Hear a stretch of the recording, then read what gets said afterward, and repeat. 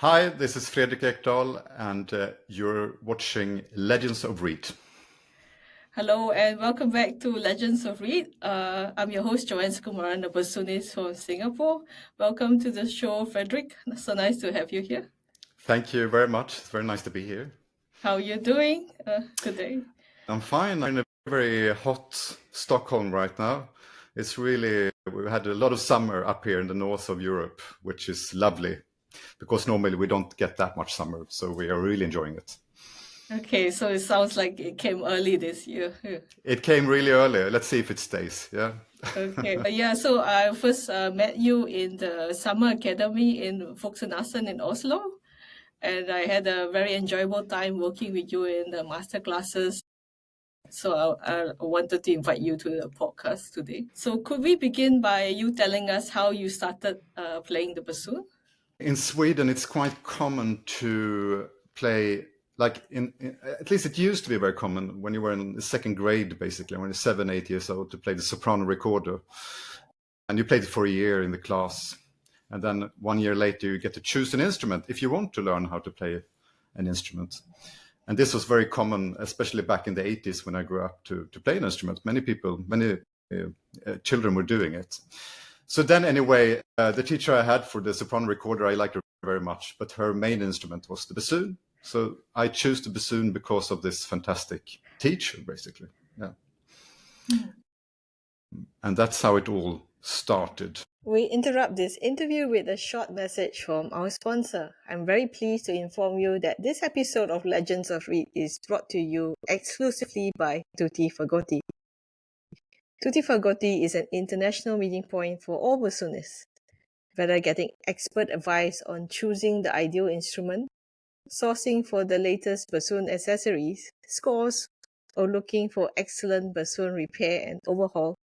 Tutti Fagotti is a trusted leader in the European bassoon market, offering you excellent personalized service and advice. Use discount code Legends of Reed to enjoy 10% discount on their website for online sales for bassoon accessories until 31st of August 2024. Let's get back to the interview right now. Okay, so it was your first teacher that was a big influence on you. And what led you to study it professionally then after that? I think in the beginning when I started playing the bassoon, I didn't really get it in a way. But as soon as I had the opportunity to play with others in ensembles and in youth orchestras and so on, I really got it. And I loved it. And I fell in love with the instrument and I fell in love with music in a way. And also when growing up, my father, he's not a professional musician, but he's a big music lover and he always had a lot of music, always played a lot of music, like in the stereo at home or in the car. This was in the early days of CD recording. He bought a lot of CDs. I listened a lot to classical music. So I heard this music all the time. And it was like this big mysterious world in a way that I discovered a little bit for myself. And I think this was also a big reason why I really fell in love with playing the bassoon and became a musician in the end. Okay, that's very nice to hear. I know that you're principal bassoon in the Royal Stockholm Philharmonic Orchestra. What have been some of your favorite concerts performing with them? I'm quite new in the orchestra. I used to be with the Swedish Radio Symphony Orchestra for almost 20 years. So I've been with the Philharmonic for 4 years. I had a lovely time in both orchestras, really. Every year we play in this kind of Nobel Prize concert, where we play for all the laureates, prize winners. And this year we had a very nice concert with Esa-Pekka Salonen. We just did a very short but lovely tour to Dresden with Manfred Honeck. I think there are many nice projects coming up all the time. And we have a quite young principal conductor, Ryan Bancroft, that I really enjoy playing with, actually. It's always hard to pick a specific concert, but I enjoy it every day, I must say. I never feel bored when going for the first Monday morning rehearsal. Okay, the programming seems quite diverse when I looked at the website. Yeah, sure. It's very diverse and it's on purpose, of course. Try to have as mixed program as possible. Yeah, so you've worked with so many conductors. Were there some conductors you particularly enjoyed working with or learned a lot from? I think all of us, we have our favorites, right? That we enjoy working with. Some of my absolute favorites must be Bernard Haitink or Claudia Bardo, a long time ago. I think those conductors are special. What is very important in a good conductor is the ability to trust the musicians also. I think this is a kind of a talent and that all of the really great conductors have. This is an ability to be able to receive input from musicians and to react on that, and then to make music together with musicians, and not only dictating how it should be, having your very rigid idea of what you should do together, but actually making music together with the musicians. But if I would say one, I would say probably Claudia Bardo. Yeah. Oh, Fantastic Claudio Bardo. conductor. Yeah. Okay. Because I was watching some interviews, I heard that he's actually a very silent conductor. He's Very silent, but he managed to get the most out of the orchestra by saying very few words, and because everybody wanted to do their best for him. And then also real virtuoso what he does with his hands, or what he did with his hands. No, but it was fantastic, and a privilege to be able to get to play with him. Yeah. Oh, okay. Was this with the LSO or? This was with the Mahler Chamber Orchestra. I played with him a few projects. And then Bernard Haitink is also he was this very humble conductor, the musician's conductor, also very much trusting the musicians and creating a fantastic atmosphere. I played with him with the London Symphony, and I played with him with Italian Orchestra Mozart. You were often guest principal in various orchestras also, right? I was doing that quite a lot, guesting other orchestras next to my job in the Swedish Radio Symphony Orchestra. But since I started teaching 2 years ago down in Germany, and commuting to Germany, it takes a lot of time in combination with also playing in the orchestra, which I love, of course, but there is not enough time to do everything. So I haven't really been able to do that much guesting lately. But everything has its time in a way. Yeah, I've often wondered, how do you balance being in Germany but also in Stockholm? Is it like alternate weeks off? Yeah, I try to mix it all the time, and I try to be regularly in Germany, of course, like every second week during the semester, basically. And then, of course, I need to reduce a little bit, perhaps sometimes in Stockholm, how much I play. But so far, it works I think. But of course, it's a busy life and a lot of traveling. Yeah, I imagine packing the suitcase. Yeah, but it's also what I really enjoy. I'm not the only one, of course. Many bassoon players, they teach and they play. But it has, how do I put it, two quite different things to do, but you benefit from both worlds in a way. And it's such a nice combination to be teaching and working with students and what you can do to make them improve, in combination with still also playing with other musicians and communicating with music and being active as a musician. So two quite different things, but still related, of course. Yeah, of course. I imagine that if one was a student, one would like to be with a professor that was still active professionally and involved artistically. I think that's very beneficial for a student in the studio, I think. Have you ever had any experiences in the orchestra where you receive feedback from the conductor and you maybe didn't agree with them? And how do you try to say your opinion, but very diplomatically? Yeah, of course, this might happen, right? That you disagree with the conductor. And when I was younger, I could take that. Sometimes I was not that smooth, to put it that way, sometimes on stage with the conductor. It was a conflict. And you learn with age and you learn with experience that's not the most constructive way of dealing with an issue with the conductor, because as an orchestra, you're a big collective and you're part of a big group. But the conductor is there, of course, by he or she is there by themselves. They are much more exposed. And therefore, they're much more exposed to criticism, of course, also. So it's never a good balance to start criticizing a conductor. It's very seldom that they take it well. So I would say, approach them in the break and talk to them in a nice way and in a constructive way about this kind of disagreement or this matter or whatever. And then I'm sure there would be a great discussion and a good outcome. But if you see conflict on stage, nothing good will come out of that. So I would say actually keep to yourself and then talk to them privately. Okay, yeah, that's a good point. Yeah, very good advice. I know that you're also a very busy, very avid chamber musician. I think I saw the video where you were playing with Janine Jansen, right?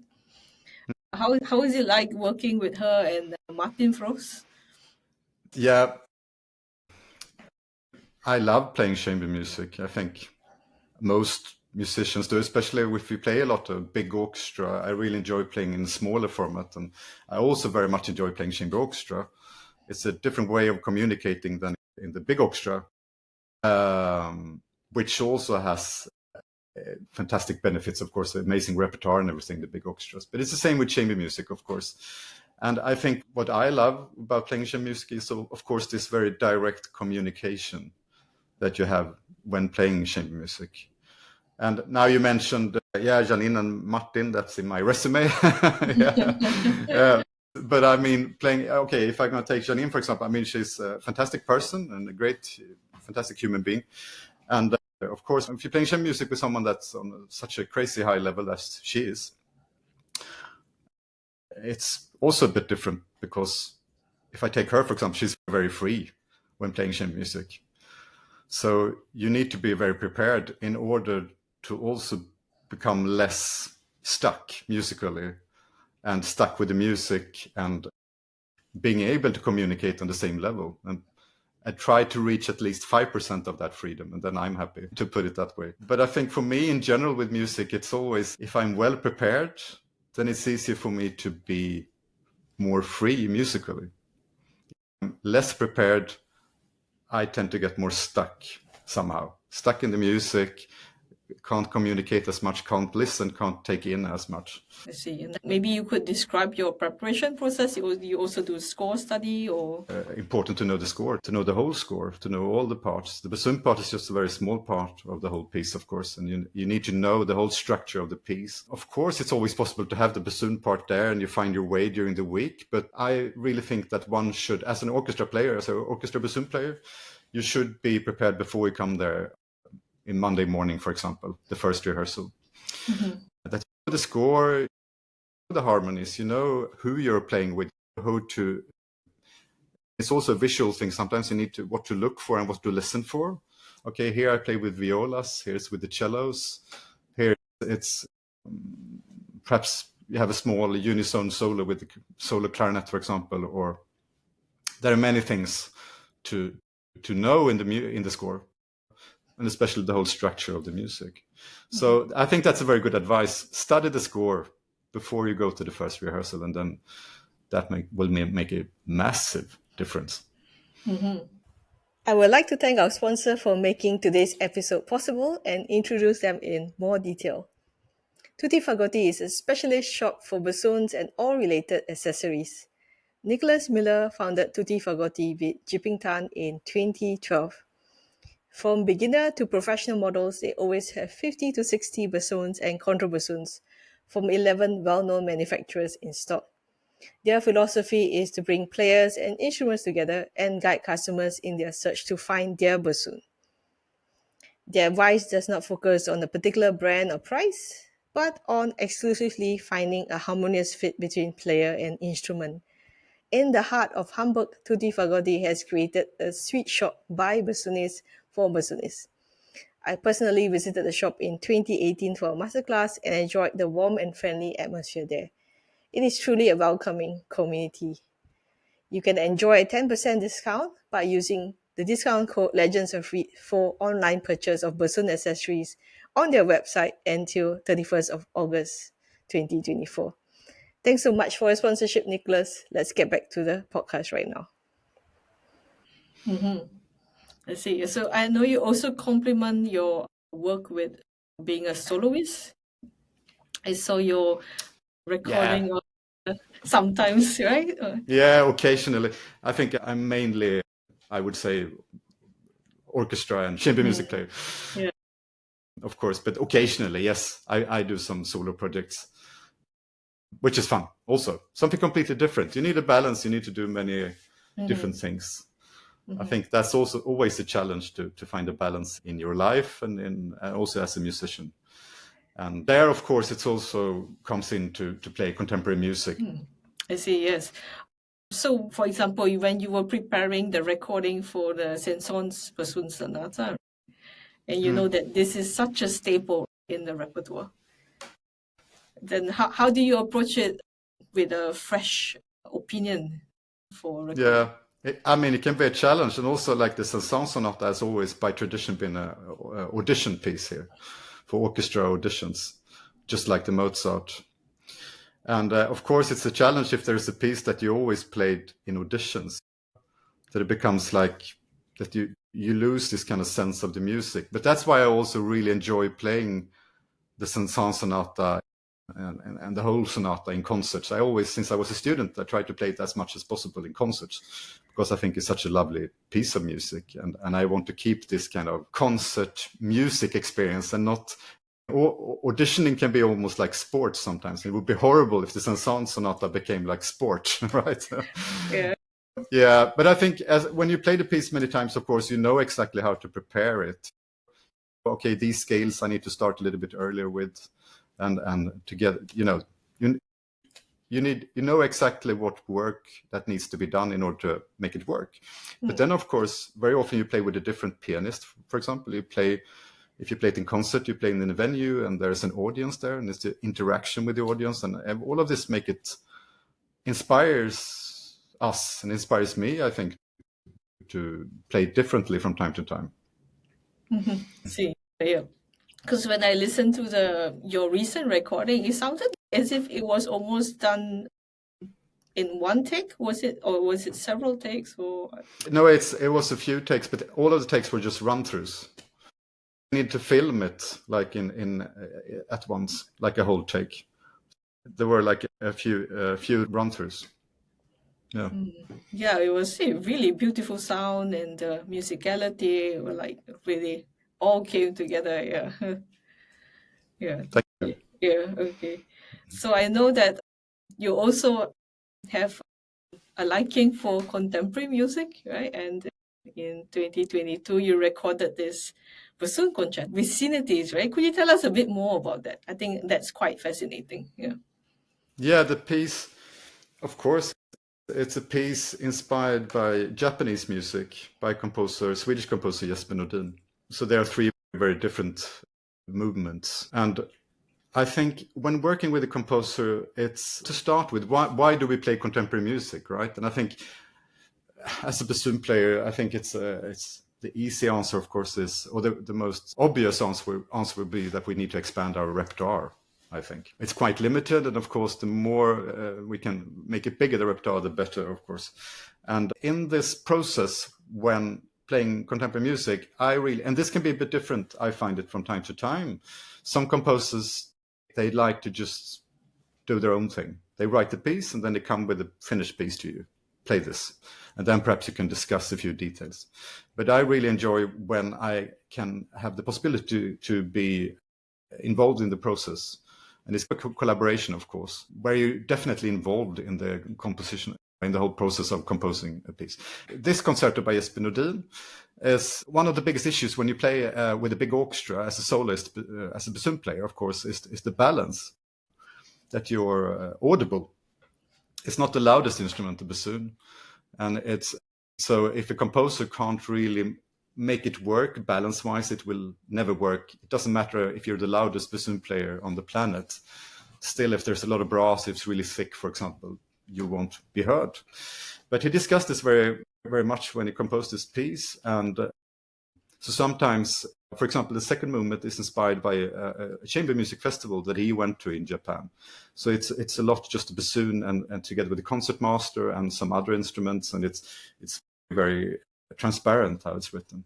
And then also in other parts of the piece, perhaps it starts with a bassoon and just a drum or something like that, but then more and more instrument comes in, and in the end you can't really hear the bassoon. And he thought about it almost like if you take like a boat and the bassoon is in the, I don't know the English word, in front of the boat standing there, but then the whole boat is the rest of the orchestra basically, but the bassoon is leading the orchestra, but kind of disappears into the orchestra sound. on purpose. And the very last movement there, I think it's the most kind of atmospheric, and it's inspired by this kind of noise music, very brutal. Yeah, I found it very powerful music, especially the first movement. I felt there was, I don't know, like an underlying kind of sadness. I don't know why I get this emotion being conveyed. Yeah, the first movement is inspired by Japanese flute, and it's a lot of quarter tones and a lot of glissandos and so on. Yeah, really high, right? You're always in the high register. Yeah. No, but it was a fun project, and I say, okay. Were you able to give input in this process with this concerto? Yeah, sure. So we talked a lot about all these different challenges when composing for Bassoon. So I think I really enjoyed that process, for sure. Okay. So this is one example of contemporary music. And the other is when we have in Trossingen now, for example, we have many of my colleagues there, they play a lot of contemporary music. So I've also been a little bit inspired by them now. The horn professor, Sar Berger, for example, he used to be with Ensemble Modern in Frankfurt, for example. But also Nicolas Daniel, the oboe professor, he plays a lot of contemporary music and so on. So we just started a new festival just when I came. I'm quite new there. This is my second year. And where we had Magnus Lindberg and Petris Vasks were there this year, Petris Vasks composer. And next year we're going to have the Swedish composer Anders Hillborg. We coached the students from the Musik Hochschule in Trossingen, also playing also together with the teachers. And some of the pieces are also a lot of premieres written especially for the occasion. And we have these composers coming to Trossingen, they stay there, and they are composers in residence, and they get to meet all the students. I think that's lovely. Oh, okay. What is the name of this festival? It's called Windhoek. Windhoek. Okay. Yeah, Windhoek. I see. Okay. Do you have some tips for us how to approach contemporary pieces? Because sometimes it seems so intimidating when you look at the score and you're like, wow. Yeah, for sure. Yeah. I don't know. It's always, of course, it's also the charm sometimes. It's like a big problem that you need to solve, right? Yeah. When you have a lot of difficult techniques, for example, that you need to find out. Always when I have a new piece of music, I try to identify the most difficult parts first, and I start practicing the most difficult parts first that I think might take the longest time, and try to see, okay, what are the fingerings here? How would that work? And then, of course, the next challenge is to get these sometimes strange fingerings into the muscle memory and to make it work in the context of playing the piece. And also how it will benefit the music and help the music. Do you get the right expression with this technique, or if you do it this way, and so on. So, of course, it's a big challenge always to play contemporary music. And sometimes I'm by no means a contemporary music expert. And I can see also some of my colleagues who play a lot of more contemporary music, how they do these and solve these tasks so incredibly fast. That's very impressive. So for me, it takes more time and more effort to make it work. Yeah, I remember when I was in the BAM Center doing the summer program with the International Contemporary Ensemble. Yeah, it was really challenging. Yeah. Sorry, where was this? In Banff in Canada. In Banff in Canada. In there also, yeah. That's a fantastic place. Yeah, with the quarter tones and three-quarter tones. But sometimes after a while you get into it and you adjust your hearing to all these quarter tones, and after a while it's not that strange anymore, right? Yeah. I think it's about the hearing. So you have performed Vicinities live, right? That was a live recording. Yeah. Yes. Okay. So that was it's from concert week basically. So from rehearsals and concerts and dress rehearsal. So did you have to have special reeds for that, or did you just use your normal reed style for it? Or? No, I needed a reed that was quite open, but I could play quite freely in the high register. But also had a lot of projection, of course, because I needed to go out through this big orchestra. Yeah, I really like the use of the percussion. Was it a gong or something? Or yeah, there are a lot of gongs. Yeah. That's right. Was, quite ritualistic and yeah, sure. Yeah. And how was it like working with Daniel Harding. Yeah, so Daniel Harding is one of the conductors I played the most with because he was principal conductor in the Swedish Radio he's still the principal conductor. He was from 2007. Yeah. And he's doing his last season next year. No, I played a lot with him with different orchestras. And I really, now I haven't played with him for quite a while and I really miss it. He's a fantastic musician, of course. Also challenging to play with sometimes, but very rewarding also. But I remember from that project he was very nice to play with as a soloist also. He really likes the music and rehearsed a lot. And it was great. Fantastic. Okay. Are there other composers that you intend to work with or commission or? It's always a process to commission and to play new music. It's like you start discussing with the composer and you make this kind of contact in a way. Of course, so sometimes there are composers that you've known for a long time, but you haven't really dared to ask them, perhaps, would you like to write something? Would you like to do something with me? Yeah, I see. So let's talk about your bassoon studio in Trossingen. You're a bassoon professor in the Musik Hochschule Trossingen. What could you tell us about your studio and what is your teaching philosophy like? I used to teach in Stockholm also at the College of Music for 10 years, but this is, of course, is very different because it's a much bigger position. I have many more students and so on. So from the next year on now, the class will be full, which will be a new experience to me, to manage a full class and a lot of students. So I'm really looking forward to that. It's going to be very, very interesting. It's lovely. I like it. It's a part of Germany also that I didn't really know that well before. It's very calm and you have a lot of time and resources to work on everything you need to work on. And I think the students, they really feel that also. And it's such a nice community in the school between the students and also between the different teachers. This festival that I talked about and so on. It's really like a community. We have a great atmosphere and I really enjoy that. And then, of course, we are a small bassoon team. So Mikko-Pekka Svala, a Finnish bassoon player, he's in charge of reed making and also playing with students and teaching them also a little bit, which is great. So they get some extra input. And then Gernot Friedrich, a contrabassoon player from Bayerische Staatsoper, he's teaching contrabassoon. So we also have quite new Baroque bassoon teacher, Letizia Viola, which is wonderful. So some of the students, they also take lessons Baroque bassoon. So I think everything, it's a good combination. I really enjoy it. But of course, it's something you need to develop step by step, of course. When you're getting into a new school and you have your new studio and class and you're step by step, you're finding your way with the students and how you will work together in the school also. It was really nice working with you and Audun. Wonderful when you were there, for sure. It's a nice course that we've been doing every year and we're doing it now again this year. And so nice. Calm in the nature and you can really just focus on music. Moving on to a lighter topic. What do you like to do in your free time outside of music? Do you have some hobbies? Yeah, of course, since I'm working quite a lot now, both teaching and playing the orchestra, I try to spend as much time with my family as possible when I have two daughters, teenagers. I really enjoy spending time with them. And one of my hobbies, if we're talking about hobbies, I would say it's also a hobby that I share with one of my daughters is photography. I really enjoy photography. I picked it up during the pandemic, actually.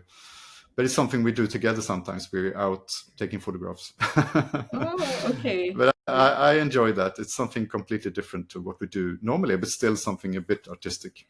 You're talking about the light, right? Just now, Yeah, I had a light now, because it's a bit dark and then, Okay. Do you take nature photography or other stuff? Yeah, a little bit, but it can be basically everything. But I like when traveling, for example, just bring my camera with me and like street photography or anything, basically. I enjoy that. Composition, lighting, everything. It's nice. Okay, interesting. Yeah. We're coming close to the end of the interview. What are some summer plans or projects that you are looking forward to? This summer I'm going to have some vacation also in the summer because I've been working so much. I'm looking forward to that a little bit. But otherwise, I'm Like in August, we're having this Vuxenåsen Yeah. Summer Academy again. Yeah. I'm having it with my good friend Audun Halvorsen. We've been doing Yeah. it for a long time. And you've been there, of course. Yeah. We just talked about it. Yeah. So I'm looking forward to that very much. It's in Oslo in Norway. Yeah, having this concert I talked about now in 2 weeks. It's also like part of a summer festival, so to speak, playing some contemporary music. And then I'm just going to try to enjoy having a few weeks off also in the summer. And then the season starts again so soon. It's in the early August. And then we will have summer concerts here in Stockholm with the orchestra and so on. Looking forward to. Okay.